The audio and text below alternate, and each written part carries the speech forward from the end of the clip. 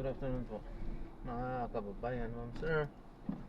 This is Jom, the Philippine Channel, ang inyo pong lingkod. So today is May 10, 2026 na tayo ngayon napupunta dyan sa may Home Alone, sa may Malhacan, may Kawayan, Bulacan, sa may Kamalig Road po yan. At dadalhin po natin sa may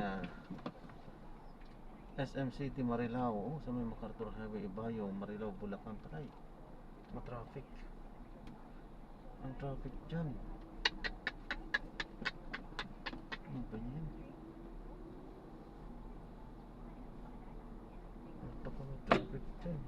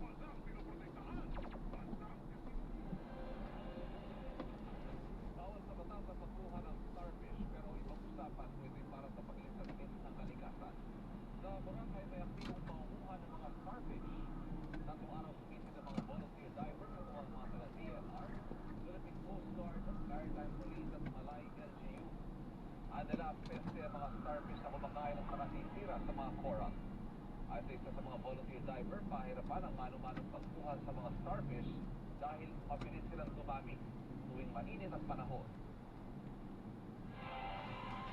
Tatlo na ang kumpirmadong patay dahil sa hantavirus na kumalat sa isang cruise ship. Ang mahigit 30 Pilipinong tripulante sa barko sa ngayon, ligtas at nakaparantina. Nakatutok si JP Saya. Sa ulat ng World Health Organization, tatlo na ang naitalang namatay sa gitna ng outbreak ng hantavirus sa cruise ship na MV News. Halos 150 ang hinula ng cruise ship, kabilang ang 38 tripulanteng Pilipino. Hinala ng WHO na hawaan na ng hantavirus sa masawing mag-asawa bago pa sila sumakay ng barko. Isang British nationality ang isinailalim sa intensive care sa South Africa. Tatlong iba pa na pawang mga taga-Europa ang iniligas ngayong araw dahil hinihintay naminalang tinamaan ng hantavirus. Dalawa sa kanila ang malubha ang lagat. Nagamutin sila sa the Netherlands. Ayon naman sa Swiss government, isang lalaking nagbalik Switzerland matapos sumakay sa Honeyus ang ginagamot sa Zurich dahil sa naturang sakit. Napag-alaman ng National Institute for Communicable Diseases ng South Africa na Andes strain ang nakuha ng ilang pasahero. Ang nag-iisang strain ng hantavirus na pwedeng mapasa ng tao sa tao o person-to-person transmission. Ayon sa WHO, kadalasan sa ihi o dumi ng daga nakukuha ang hantavirus. Pero may mga pagbihirang pagkakataon daw na ipapasa ito ng tao sa tao. Ilan sa mga simptomas ito ay lagnat, pananakit ng ulo at katawan, pagsusuka at panghihina. Ang Department of Migrant Workers inaasikaso na ang pagpapauwi sa mga Pilipinong tripulante. Nakatulong din ang Department of Health.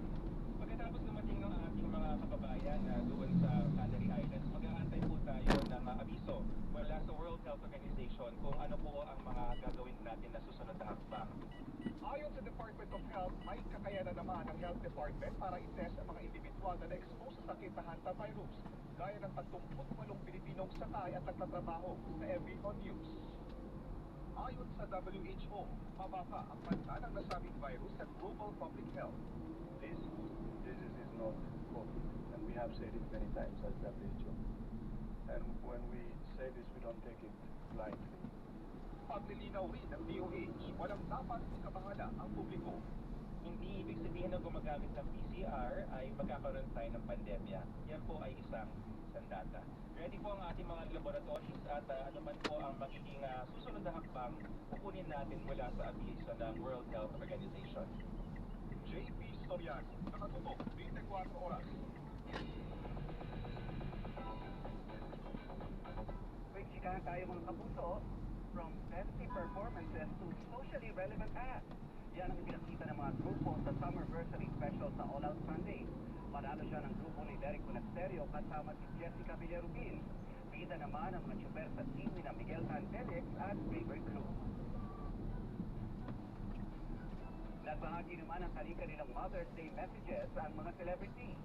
May sweet na mensahe para kay Soren Yusap at kanyang asawang si Nico Bolsico. Para may pa-throwback picture naman si Mavi Legaspi to flex his mom Carmina Villaruel. Si Ashley Sarmiento may pag-bouquet of flowers naman para sa kanyang mami. Hindi rin nagpahuli si Anton Vinson dahil pinakita ang sweet photo ng kanyang mami.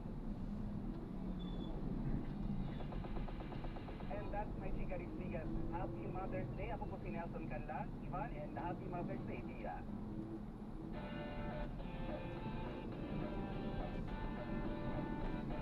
Thank you, Nelson. Alam niyo mga kapuso, ika nga nila, di ba? Different strokes for different folks. At ganyan din po pagdating sa pagdisiplina at pagpapalaki ng mga ina mula po sa iba't ibang henerasyon. Ngayong Mother's Day, mga kapuso, what you think? Paano ba ang parenting style ninyo? Alamin sa pagtutok, di po nakikita. Mata kasi ang gamitin sa paghahanap, hindi bibig. Papunta ka pa lang, pabalik na ako. Malamang narinig mo na ang mga linyahang yan sa mama mo. Pero sa paglipas ng panahon, paano nga ba mag-mothering ang isang mother sa iba't ibang henerasyon? Ang mga nakausap naming millennials o yung pinanganak from 1981 to 1996, laki raw sa palo. Pero ginagawa rin ba nila ito sa kanilang mga anak? Lumaki kami ng maayos dahil pero ngayon, siyempre iba na yung kinakalakihan ng mga anak namin ngayon, so hindi na namin sila ina-apply. Hammer, bells, yan, napapalo kapag matitigas yung ulo namin, hindi na talaga namin nasasaktan yung mga anak namin eh. Ang mga nakausap naming Gen Z mommies na pinanganak mula 1997 hanggang 2012, laki rin daw sa palo. Pero hanggang kaya, iniiwasan ito para disiplinan ng mga anak. Ay, hindi siya nakapalo. Minsan po. Kaya parang kung kulit mo kasi. Nandun na pumalo ka rin sa may nalolog po. Yung sanay naman sa akin, medyo mahaba yung pasensya ko. Kasi naaawa ako yung pagka pinapalo. Agad-agad. Kailangan medyo punong-punong muna ako bago ako mamalo. Ang 73 years old na si Victoria na belong sa tinatawag na baby boomers o pinanganak mula 1946 hanggang 1964, bukod sa pagdidisiplina, mas pinagtutuunan niya ang pagtuturo ng magandang asal sa mga anak. Yung hindi sila kumukuha ng hindi sa kanila. Tapos yung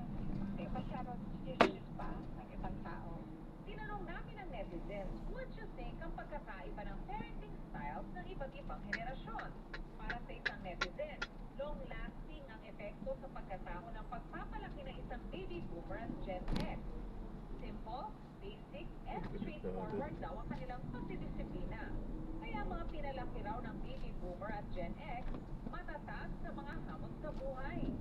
Pero para sa isa namang netizen, punishment and physical violence out, training and retraining in, mas pa rin ang disiplina at integridad.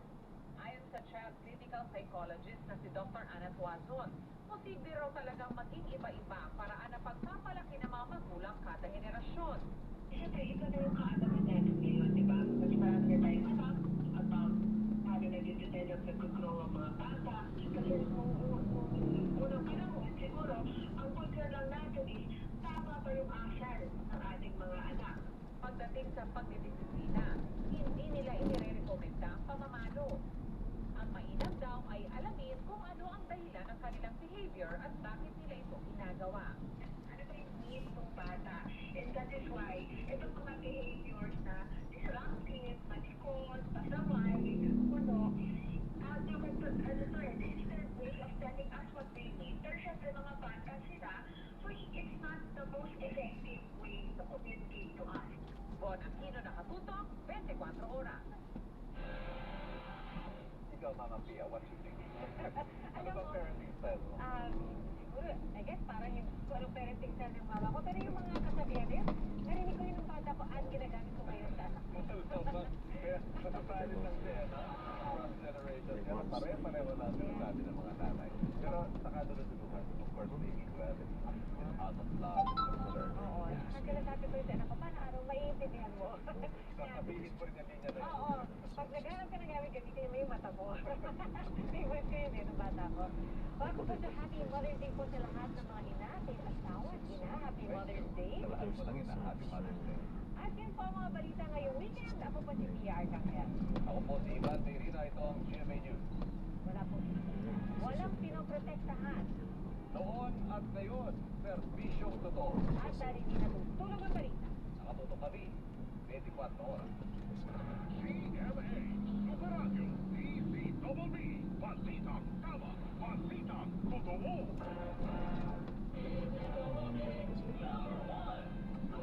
DZBB, number one, the Mega Manila.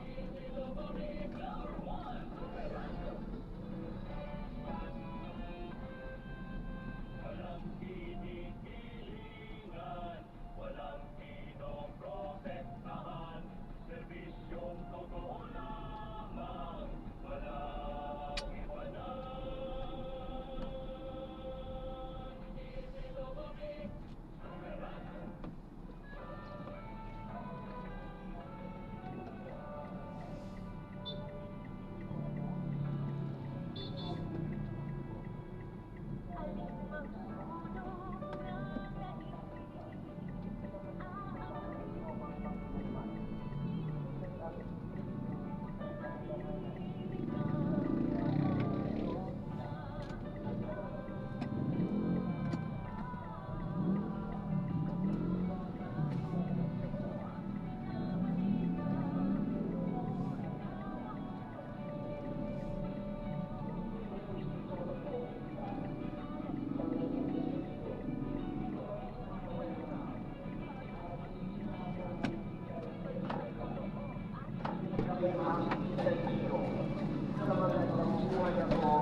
at mabubuhay kayo. Malalala ninyo sa araw ng Panginoon na ako'y sumasama sa inyong So Brian, ano po? Sit court po.